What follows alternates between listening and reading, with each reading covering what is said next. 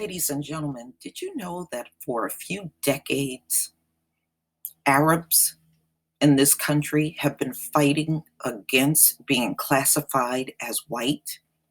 Now, we know the story of the one Black Egyptian man that have been fighting through the courts for years trying to get his classification changed. See, ladies and gentlemen, this should tell you that these folks are desperate to bulk up the numbers. And they don't care if the people object to them being placed in the white category.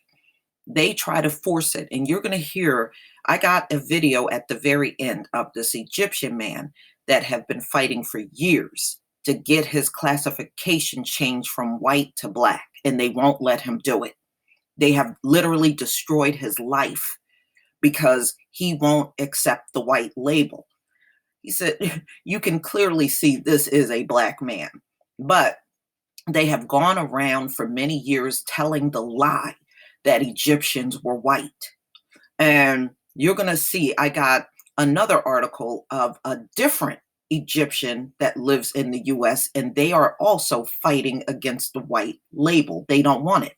These Arabs are saying it feels awkward for them to be classified as white when they're not white. They don't want to be classified as white. But of course, this is going to fall on deaf ears. They can't afford for the Arabs to separate out of their group after they done bulked up their numbers with all of these immigrants. Their numbers are really not big at all. Okay, they're very small. The only reason why they got away with the way their numbers look is because they have put Hispanics in there, Mexicans, Arabs, even some Asians are listed as white. Anybody, people from India, people from Pakistan, they all come here and they get the white label. That's the only reason why their numbers look so big. It is not because of the white European. It's because of all the immigrants that they're throwing in those categories, whether they fit or not. So their numbers of them being the majority in the country are fake. So this article, ladies and gentlemen, came out in 2009. So this is how far back the Arabs have been fighting, even actually beyond that. Even long before 2000, they have been fighting against this white label that has been placed on all of them when they come to live in America. Muslim Arabs whine, we are not white.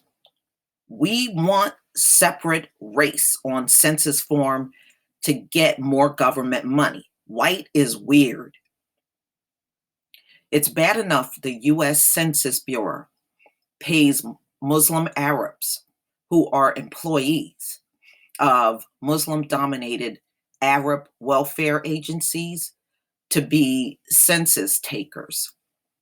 They lie, exaggerate, and falsify forms to overcount their population in order to get government cash. And that's what it's all about when they throw all these immigrants in the white category.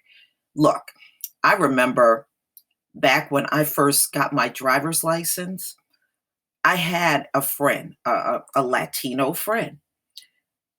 He had a big old woolly bush and dark skin. But when you look, he showed me his driver's license. He showed it to me. When you looked at his driver's license, he had on there as plain as day white. And his hair was just as woolly as any Black person that you see walking around here. But he actually was not born here. But his family had relocated here. But he was obviously Black. And all he did was hang around all Black people and blended right in. But when it came time to classify him in the US, they had him on there as white. And even he said to me, I know damn well I'm not white. So, ladies and Gentlemen, they have been bulking up the numbers for many decades. And they deep down inside, they know all these damn people they're throwing in the white category are not white too. They know this as well. You got Pakistanis, Indians, Arabs, um, all of the people, Dominicans and Puerto Ricans, and everybody gets thrown in the white category. And the bottom line is they're only bulking up their numbers. If they could put trees as white on the census form, they would do that. That's how desperate these people are to bulk up their numbers. But their numbers are not big at all. Never been big in the US. So as you can see, they want out of this white classification. Here's another story that came out in 2017 in the Huffington Post. Stop calling me white. I am Arab. To say I am white is to say that I have the ability to exercise the comfort of white privilege. And that's the thing, ladies and gentlemen. All of these people that they throw in the white category, when it comes down to white privilege, they won't let them have it. I mean, look at how they treat the Latinos. For example, they classify them as white, but when they get in trouble with the law, they just jump ship. And then they'll say, oh, well, they're not white. How come they're not white when they get in trouble with the law? But when it comes down to counting the numbers for the census, all of a sudden they're white. So that's very telling. That tells you deep down inside, these folks know all these people they're throwing in the white category are not white. They know it.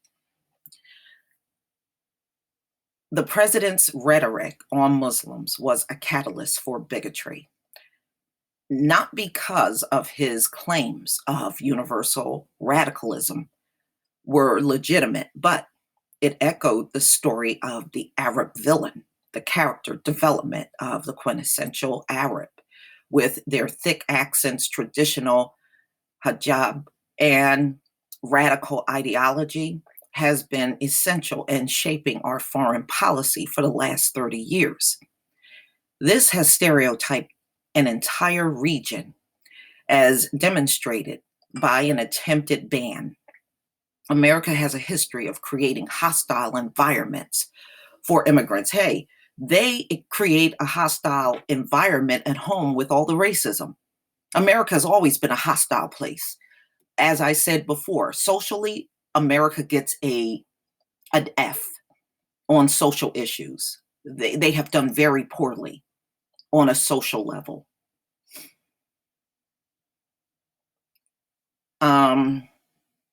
And in particular for Arab Americans, by constructing a persona that represents the dynamic racial and religious identities of the Middle East.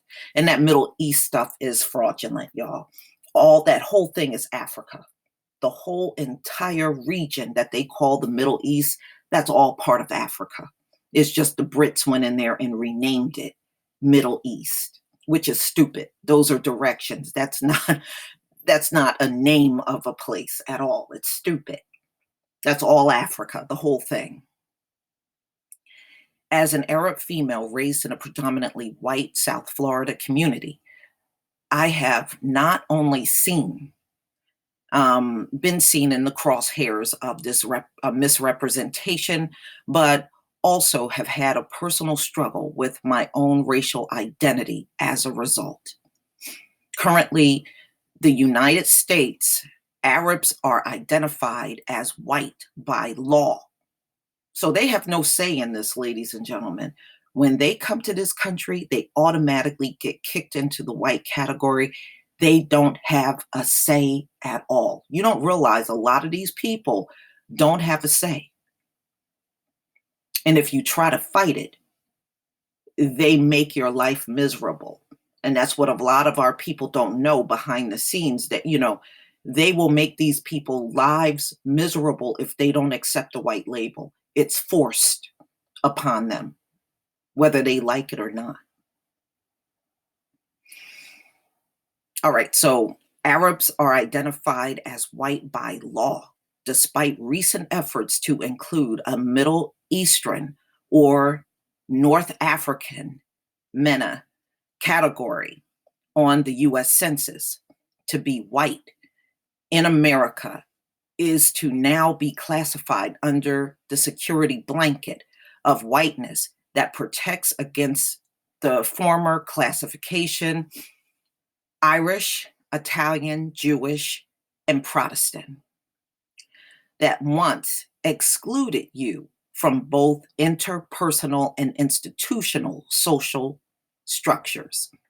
As a child, I marked white on all of my forms, yet there was a clear understanding that I was not viewed this way by my peers.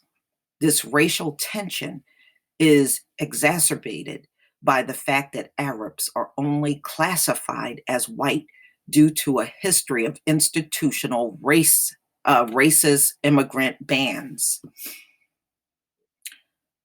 The Naturalization Act of 1790 was meant to inhibit the acceptance of any non white persons, including Arabs. This exclusion continued for decades until a legal case that made the color of our skin lack enough melanin to be granted a ticket into the golden gates of America, only to be placed at the bottom of the racial hierarchy once inside. So Arabs are saying, although you give us the white label, you don't treat us like white.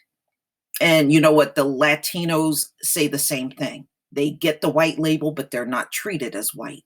It's only for the census. You got Arabs and anybody else coming to this country, you are only being used to make them look big when they're not big at all.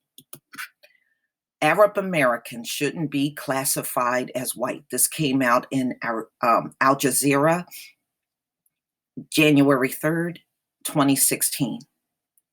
Now, this is an Egyptian man talking, okay? On more than one occasion, I have had people stop me in the grocery store or at the airport to ask me for help in Spanish. I politely answer in my broken Spanish. My family is from Egypt. How come they didn't think he was white? Because he's not, okay? I grew up in Cleveland, but some may confuse me for Hispanic or another ethnic minority group. The US Census Bureau defines a person having origins in the Middle East or North Africa as white. In fact, white is the only available box I can tick on government documents. So, again, ladies and gentlemen, they are forcing the immigrants to accept white. They are not letting them have a choice in the matter. In most cases, I don't check any box unless there is an other category on the form. A checkbox on a demographic form may seem like a trivial issue. However, Americans of Middle Eastern or North African MENA descent are often asked, "Where are you from?" This and similar experience of othering demonstrate that most Americans don't see us as white. The absence of a racial or ethnic category is accurately identifies people as MENA. Descent symbolized their marginalization and lack of recognition in the United States. Arab Americans and other ethnic groups from the Middle East and North Africa are strangely both hyper visible and invisible at the same time. So, ladies and gentlemen, do you see what's going on here? Immigrants that come to America are being forced into being classified as white. They're not choosing this. it's being forced. Now, some of you may remember this man. I'm going to go ahead and play this video.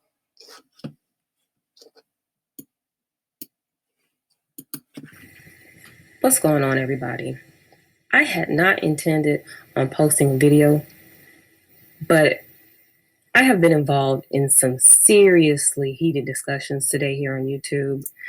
I've been replying to comments and stuff and some other things. And basically, the discussion today revolved around race mixing. The obvious race mixing agenda. And of course, discussions about not mixing with whites, why the Most High does not want us mixing, the descendants of Adam versus the descendants of fallen angels, all these different discussions. And I just happened upon a video.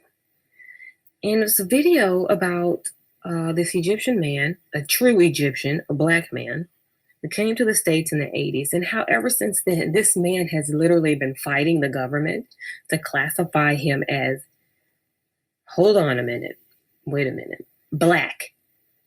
Yeah. So my question to our black men, are you really white? I mean, really, is it a conspiracy that, perhaps you guys are pretending to be black? You're not really black. You're just, I don't know, maybe pretending? Because according to what this black Egyptian man has had to face since he came to these United States, he's not black. He's white. Now, you guys tell me what kind of sickness that is. If these heathens are not hell-bent on mixing us out, there's just no other explanation for it. Okay? Anytime you have somebody in your face constantly trying to tell you to mix with someone who looks so obviously different from you, the only question you can ask them is, what the hell for? Why? Okay, because quite frankly, I mean, you haven't figured it out yet. Walking around this planet without melanin, that's deadly. I'm not surprised, like I said in one of my comments today, that one of the major killers of Europeans is skin cancer, obviously. So why would you want someone to mix with someone like that, to reproduce children who would have the same defects? Anyway, I'm going to put the clip up here so you guys can see it. I didn't want this to be some long, drawn-out video. So I just want you guys to watch this clip. And please throw in your 2, 3, 4, 5 cents, however many cents you want to put in there, because this is a trip right here. I am a black Egyptian. My father is much darker than I am. My mother is lighter than I am. In Egypt, people are identified by the religion first, not the race. So in Egypt, if you are Christian, you are a minority person. But if you're black, you're not a minority person. You are a part of the mainstream society. And I came from this background. And in Egypt, you identify as Arab and as Muslim. And in this country, when I first came, I identified myself as Arab American and Muslim first. And gradually, I became to identify myself as black. I came to the US in 1978, and I became US citizen in 1985. When I became a US resident, I was told by the Immigration and Naturalization that I am white. And I told them that I'm black, and they said, no, in this country, you are white. All Arabs in this country, all Arab immigrants are white.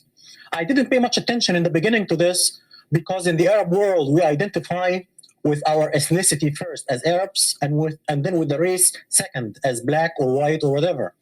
But in this country, you identify with your racial group first and then with your ethnicity second. Gradually, I became black first and Arab second. And I rejected my white classification publicly for the first time in 1987, in February, as a panelist in a function sponsored by the Association of the Study of Black Life and History in Detroit. I said that I belong to two minority groups. I'm Arab American and Black American, and I'm racially black and ethnically Egyptian. I was harassed by my employer right after that. I work for a white school district. The superintendent is white. All the associate superintendents are white, even though that we provide services to 30% black population. But the organization is white and the approach is very white. The attitude towards me changed completely after I went out publicly and rejected my white classification. One coworker came to me and told me, a white coworker came to me and told me right after the function that he met with the superintendent and I don't keep my mouth shut, my educational career is over. He said, you have nothing to do with these people. You have a history and a culture. These people came from the jungle. You have nothing to do with them. These people lie and steal. When I see one of them in my neighborhood, I call the police. And I was told by the director of general education, who is retired now, in 88, I was told by him that I get people angry when I say that I'm Black Egyptian. If I just say that I'm Egyptian, I would get along. I have to add that I was denied promotion twice because I chose Black classification. This is part of my 2 lawsuits against my employer, which are currently pending. 2 lawsuits. Now, just for the education of our viewership, why don't you share with us a breakdown of Egypt as it is today, insofar as Blacks or combinations thereof of European descent and what have you? We don't have Egyptians of European descent in Egypt. We have a population which is basically which is basically a mixture of ancient Egyptian Blacks who intermarried with Arabs right after the Arab conquest. The ancient Egyptian population was brown and black. Before the Arab conquest, I said that. Now, you heard what he said, right? He said there are no white Egyptians, right? Did you hear what he said? He said there are no white Egyptians. Now, you're hearing it from somebody that lived in Egypt. And this is not the only Egyptian that have told me this. I have met an Egyptian woman that I used to work with, and she told me the same thing. She used to chuckle when these white people would sit around her talking about they were the Egyptians. She said the same thing. When you go into Egypt, nobody is white. Much of the population look just like this man, or they look more like your Arab phenotype, but they are not European whites that look like that, and they're classified as Egyptians. But again, ladies and gentlemen, this just go to show you a scam is being played on all of us when it comes down to racial classification in America. They are running the biggest scam on the planet by classifying people like this man with dark skin and woolly hair as white. And as you can see, the Arabs don't want this classification. They don't want it. But by law, they force them to take it. Number 2, did you hear what he said? Stay away from those people. And again, the immigrants, especially the ones I have talked to, said the only reason why they stay away from the Black community is because when they're going through naturalization classes, they're told to stay away from the Black community right there in their classes. They are told to stay away from us. And you heard what he said. Stay away from them people. When I see them in my neighborhood, I call the police. And what do they do to this day? They call the police the moment they spot you in public. They call the police on you. Everything he says matches up to what we have experienced. And like I said before, 4 different immigrants have told me when they went to their naturalization classes, they were told straight up by their white instructors to stay away from the Black community. Stay away from us, not to associate with us. That's what they tell all of these immigrants that come to the country. They tell them to stay away from us.